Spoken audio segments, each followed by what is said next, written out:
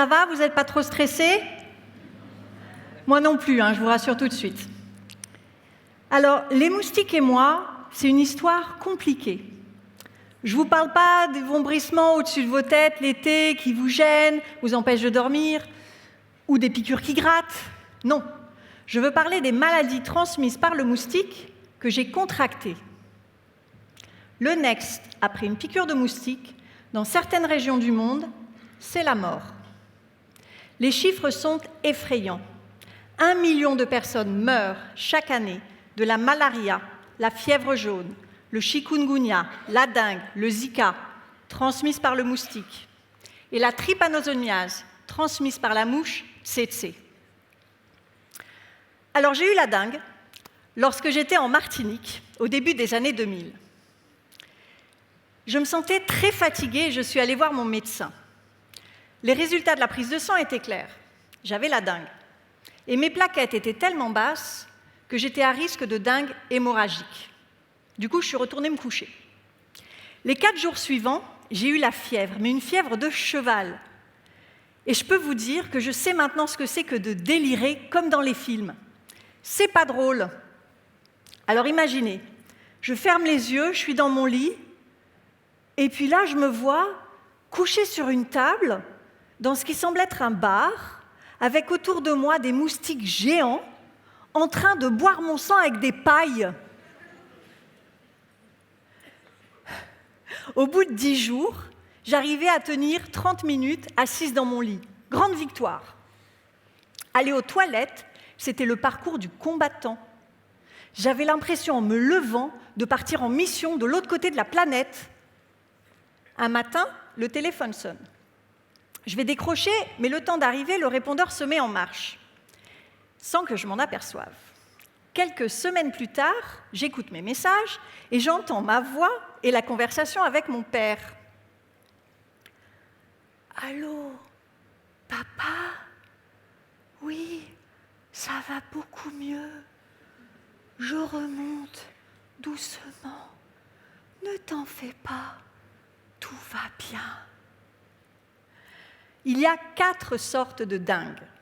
Et quand vous l'avez déjà eu, vous êtes plus à risque de développer une dengue grave. Or, depuis cet été, il y a une nouvelle épidémie de dengue qui a été déclarée en Martinique. Alors vous me direz, je travaille en Autriche, le risque est faible. Néanmoins, je retourne chaque année en Martinique parce que je vais voir ma famille. Et j'ai prévu d'y passer les fêtes de fin d'année. J'ai pris mon billet pour le 20 décembre. Autant vous dire que je vais me tartiner d'anti-moustiques et me shooter à la citronnelle. Et pourtant, selon l'OMS, c'est devenu un fléau international. L'OMS, l'Organisation mondiale de la santé. En 2023, plus de 4 millions de personnes pourraient contracter la dengue. Depuis 7 mois, mai 2023, nous sommes en novembre, 1700 personnes ont eu la dengue et 28 le chikungunya dans l'Hexagone, en France métropolitaine. Alors j'ai aussi eu le chikungunya en 2016 lorsque je vivais en Haïti. Et en langue makondé, chikungunya, ça veut dire « qui marche courbé en avant ».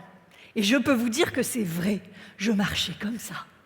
Je sentais dans ma chair et dans mes os ce que c'est que d'être vieille. J'avais des douleurs articulaires dans les poignets, dans les doigts, dans les chevilles, dans les pieds, dans les genoux. J'avais mal partout, mal à la tête, les mains gonflées.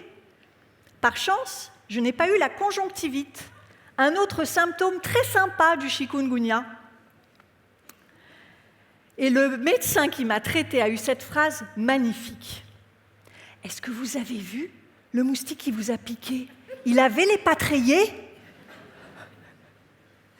Alors, la dengue et le chikungunya, ça s'attrape par l'Aedes aegypti, qui a les pattes rayées, mais aussi par le moustique tigre, qui, en plus d'avoir les pattes rayées, a le dos tigré.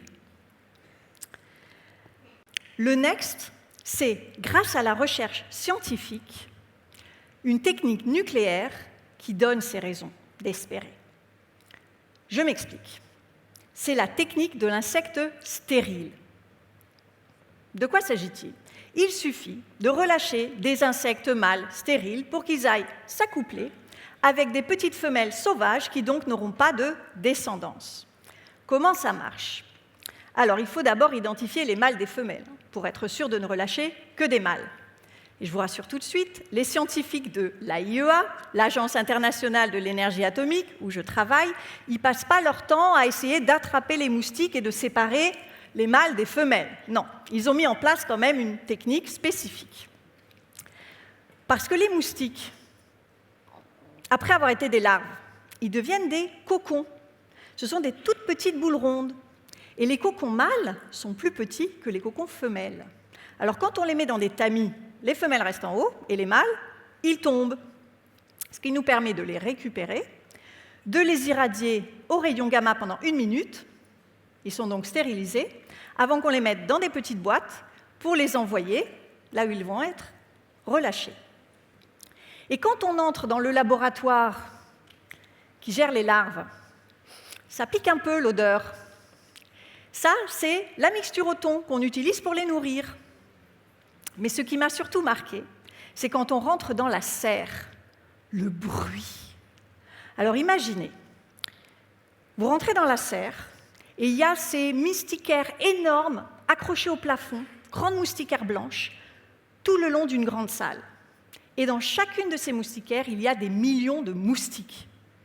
Alors c'est assez incroyable d'être au milieu de tous ces moustiques, de ce bruit assourdissant. Et tout ça, toutes ces techniques nucléaires, dans le domaine de la santé, ce n'est pas juste pour éliminer les moustiques. On a tous et toutes, un jour, fait une radio. J'ai de très beaux clichés de mon crâne, de mes mains et de mes dents.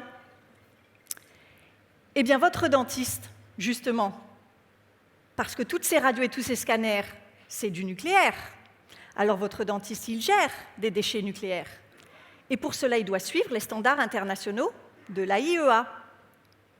J'ai un livre à la maison, des années 70 pour les enfants, et il appelle ces applications l'atome utile, parce qu'elles sont utilisées au-delà de la santé, dans l'agriculture, les changements climatiques, la protection des œuvres d'art, le recyclage du plastique, and the next, and the next, and the next. Et toutes ces applications nucléaires, elles trouvent leur source en 1897, grâce au travail d'une femme polonaise qui a épousé un Français.